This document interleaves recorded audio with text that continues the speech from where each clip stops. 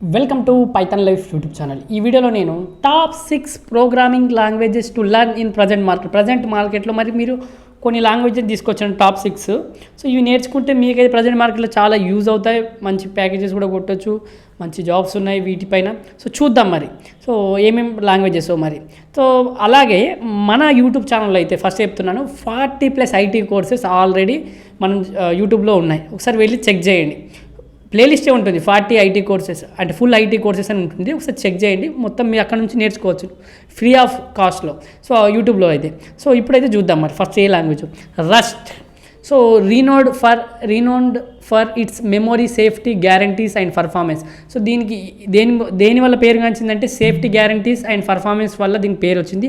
Rust is gaining traction in system programming, embedded system. So మనం దేంట్లో system programming కావచ్చు, embedded సిస్టంలో కావచ్చు రస్ట్ని యూజ్ చేస్తున్నాం కాబట్టి సో రస్ట్కి మంచి డిమాండ్ ఉంది ప్రజెంట్. మీరు రస్ట్ నేర్చుకుంటే మంచిగా యూస్ఫుల్ అవుతుంది మీ కెరీర్కి కూడా. సో రస్ట్ కూడా ప్రజెంట్ మార్కెట్కి చాలా యూస్ఫుల్ అవుతుంది. నేర్చుకోవచ్చు మీరు రస్ట్ అనేది. ఓకే, తర్వాత పైథాన్.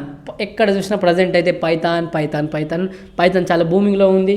సో మీరు ఆర్టిఫిషియల్ ఇంటెలిజెన్స్ సైడ్ వెళ్ళాలనుకున్నా, మెషిన్ లెర్నింగ్ సైడ్ వెళ్ళాలనుకున్నా, తర్వాత వెబ్ డెవలప్మెంట్ సైడ్ కావాలనుకున్నా, డేటా సైన్స్ సైడ్ వెళ్ళాలనుకున్నా, ఎక్కడ చూసినా మనకు పైథాన్ అనేది వెరీ వెరీ ఇంపార్టెంట్. సో దీనికి పైథాన్ అనేది వర్సటాలిటీ లాంగ్వేజ్, ఇది సింప్లిసిటీ, తర్వాత ఎక్స్టెన్సివ్ లైబ్రరీస్ ఉంటాయి. దీనికి చాలా పెద్ద ఎక్స్టెన్సివ్ లైబ్రరీస్ ఉంటాయి, చాలా లైబ్రరీస్ ఉన్నాయి. తర్వాత కమ్యూనిటీ కూడా చాలా పెద్దది పైథాన్ది. సో మనకు అందుకే దీనివల్ల చాలామంది పైథాన్ని చూజ్ చేసుకుంటారు. సో మన వెబ్ డెవలప్మెంట్ సైడ్ వెళ్ళాలనుకున్నా, డేటా సైన్స్ సైడ్ వెళ్ళాలనుకున్నా, మెషిన్ లెర్నింగ్ కావచ్చు, ఇంకా చాలా రకాలుగా ఉంది కాబట్టి పైథాన్ చూజ్ చేసుకుంటారు. మీరు పైథాన్ నేర్చుకోవాలనుకుంటే మన యూట్యూబ్ ఛానల్కి వెళ్ళండి. కిరణ్ గారు 10 hours వీడియో ఉంటుంది, బేసిక్స్ నుంచి ఎక్స్ప్లెయిన్ చేశారు. ఒకసారి చెక్ చేయండి. మీకు పక్కాగా ఎలాంటి నాలెడ్జ్ లేకున్నా మీకు నాలెడ్జ్ వచ్చేస్తుంది పైథాన్ పైన. ఒకసారి చూడండి. తర్వాత జావా స్క్రిప్ట్. సో మనకు వెబ్ డెవలప్మెంట్లో మెయిన్గా కీ రోల్ పోషించే జావా స్క్రిప్ట్. మనకు వెబ్ పేజెస్ ఇంటరాక్టివ్నెస్ కోసం మనం జావా స్క్రిప్ట్ అయితే యూజ్ చేస్తాం. సో మనకు ఇప్పటికీ JavaScript continues to dominate the web development scene. ఇప్పటికీ మనకు వెబ్ డెవలప్మెంట్లో జావా స్క్రిప్ట్ డామినేట్ చేస్తుంది. సో మనకు చెప్పాక ఇంటరాక్టివ్నెస్ కోసం both and client and server side కావచ్చు, తర్వాత దీన్ని ఫ్రేమ్వర్క్ లైక్ ఏంటి Node.js కూడా యూజ్ చేస్తాం. సో మనకైతే జావా స్క్రిప్ట్ అనేది very very important, mainly web development side అయితే. సో ఇంకా చాలా రకాలుగా యూజ్ చేస్తాం జావా స్క్రిప్ట్ని. సో మీరు జావా స్క్రిప్ట్ కూడా నేర్చుకోవాల్సింది ప్రజెంట్ మార్కెట్లో.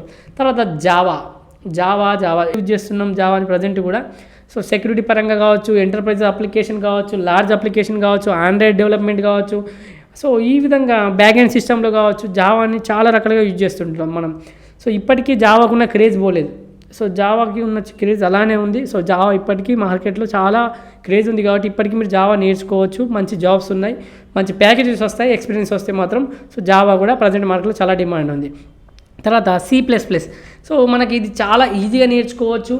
తర్వాత గేమ్ డెవలప్మెంట్లో కావచ్చు, ఎంబెడెడ్ సిస్టంలో కావచ్చు, గ్రాఫిక్ డిజైన్లో కావచ్చు, ఇంకా చాలా రకాలుగా మనం C++ మెయిన్గా గేమ్ డెవలప్మెంట్లో కావచ్చు, ఎంబెడెడ్ సిస్టమ్, గ్రాఫిక్ డిజైన్లో అయితే యూజ్ చేస్తుంటాం C++ని. సో C++ కూడా మీరు ఈజీగా నేర్చుకోవచ్చు. ఒకసారి C++ మన యూట్యూబ్ ఛానల్ ఉంది, అక్కడ నుంచి కూడా నేర్చుకోండి. తర్వాత స్కాలా ఇది general purpose language that programmers use to create systems and platforms. So మనకి ఇది క్రియేట్ చేయడానికి సిస్టమ్స్ అండ్ ప్లాట్ఫామ్స్ క్రియేట్ చేయడానికి స్కాలా అనే లాంగ్వేజ్ యూజ్ అవుతుంది. సో స్కాలా కూడా మీరు నేర్చుకోవచ్చు ప్రజెంట్ మార్కెట్లో. తర్వాత లాస్ట్ వన్ వచ్చేసి SQL. ఇది మనకు ట్రెడిషనల్ లాంగ్వేజ్ కాకపోవచ్చు, కానీ మీరు డాటాతో వర్క్ చేస్తున్నంటే మీకు కంపల్సరీ SQL అని నేర్చుకొని ఉండాలి. సో ఇది ఎసెన్షియల్ ఫర్ డేటాబేస్ మేనేజ్మెంట్ కావచ్చు, డేటా మ్యానిపులేషన్ కావచ్చు, డేటా డ్రైవెన్ అప్లికేషన్స్ కావచ్చు. సో మనకు చాలా రకాలుగా వేరియస్ డొమైన్స్లో మనకి SQL అనేది యూజ్ అవుతుంది. మీరు కనుక సాఫ్ట్వేర్ సైడ్ రావాలనుకున్నప్పుడు SQL అనేది వెరీ వెరీ ఇంపార్టెంట్ అని నేర్చుకోవాల్సిందే. మీరు డేటాతో వర్క్ చేస్తున్నారంటే అది మీరు డేటా సైన్స్ కావచ్చు, ఇంకా చాలా వేస్లో మనకు తర్వాత వెబ్ డెవలప్మెంట్లో కావచ్చు, చాలా వేస్లో మనకు SQL అనేది యూజ్ అవుతుంది కాబట్టి మీరు SQL నేర్చుకోవాల్సింది ప్రజెంట్ మార్కెట్ ట్రెండింగ్లో కాబట్టి. సో ఇంకా చాలా లాంగ్వేజెస్ ఉంటాయి. R లాంగ్వేజెస్ కావచ్చు, Go లాంగ్వేజెస్ కావచ్చు, తర్వాత ఇంకా చాలా లాంగ్వేజెస్ ఉంటాయి. కానీ ప్రజెంట్ మార్కెట్లో నేను ఇక్కడ టాప్ 6 తీసుకొచ్చాను. సో ఇవైతే నేర్చుకోవడానికి ప్రయత్నించి, అసలు మీకు ఎలాంటి బేసిక్స్ లేకపోతే మాత్రం ఒకసారి C లాంగ్వేజ్ నేర్చుకోవడానికి ప్రయత్నించండి.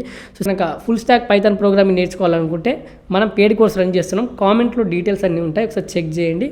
సో డెమో కూడా చూడండి, డెమో నచ్చితే జాయిన్ కండి.